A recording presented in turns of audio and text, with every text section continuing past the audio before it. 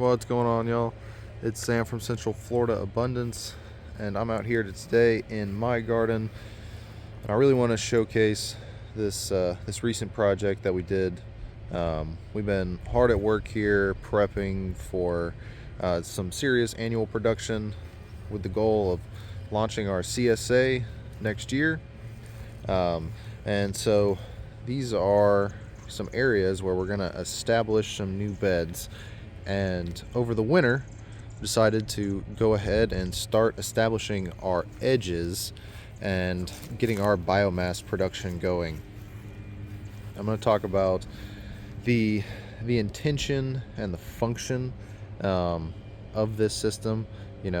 Why are these planted here? How is it going to help the annual garden? And why should you do this if you're planning on starting a garden in the spring?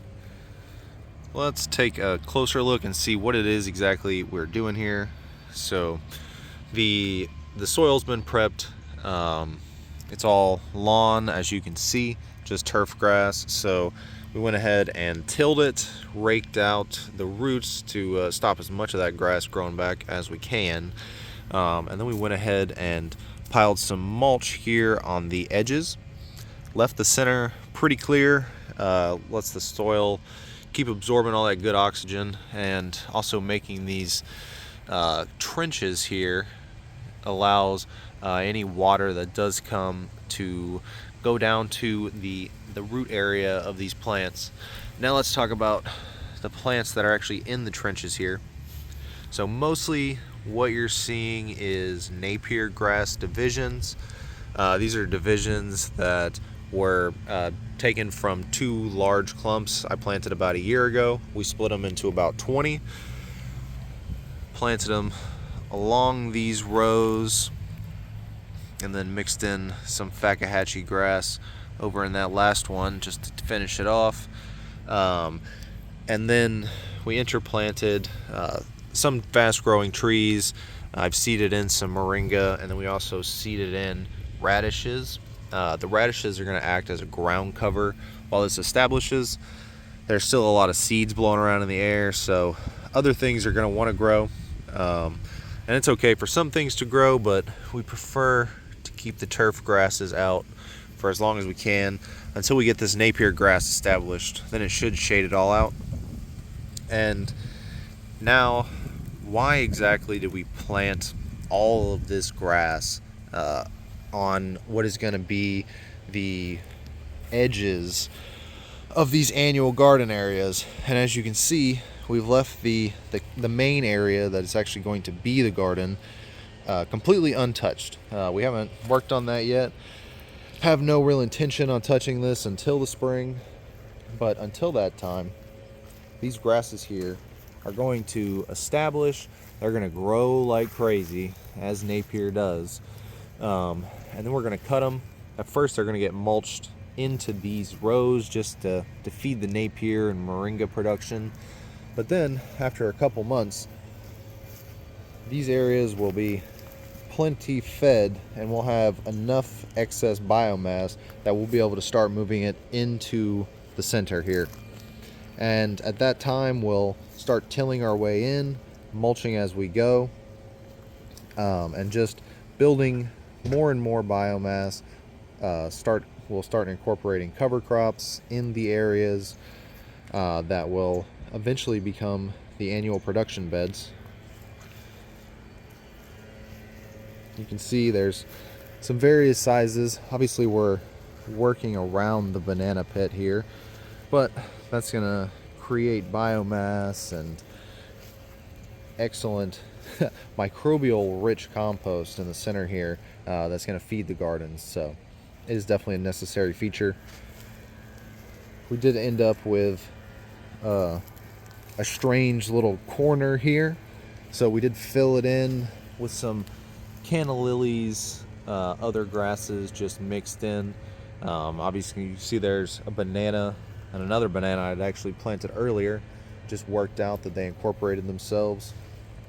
Got an ice cream bean there. And this was an area that was really going to be too small to work a annual bed into, too small to maintain, don't want to get the weed eater in there, so easier just to plant it out. And so that's what we did. We even planted out along this fence line here. Got a jackfruit. If you can see it, it's seen better days, but I think it's coming back. Mulberry too, just to fill this out.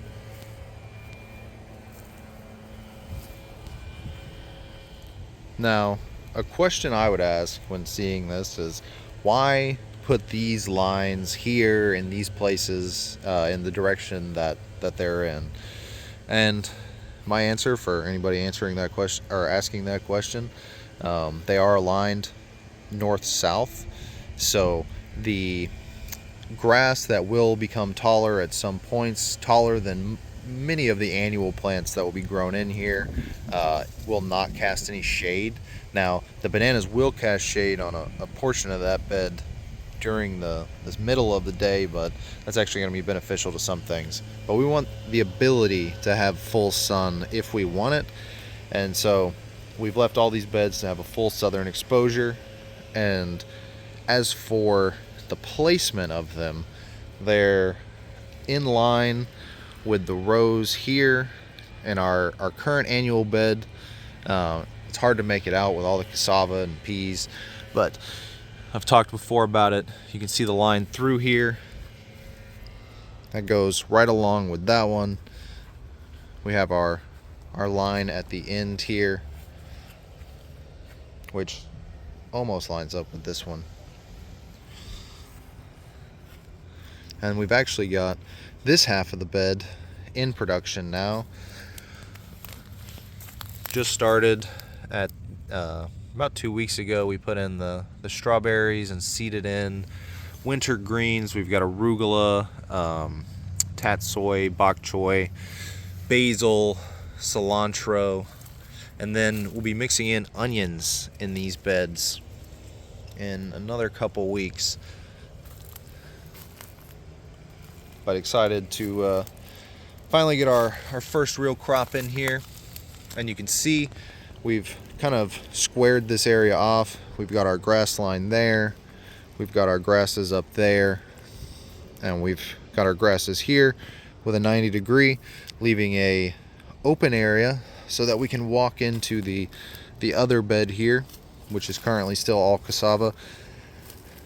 We'll soon be transitioning into garlic and lettuces, but at the time the cassava is still pumping out. We may even harvest some. If anybody needs some cuttings, let me know. We did take some damage from the hurricane, but everything's doing well. We're recovering. Poppy's enjoying it all. You guys stay tuned to check out the progress on this system. If you want something like this in your yard, please contact me. We can get you started. Fall is an excellent time to start establishing the beds that you're going to be growing in the spring. Let me know. Let's get growing. See you guys later. Take care.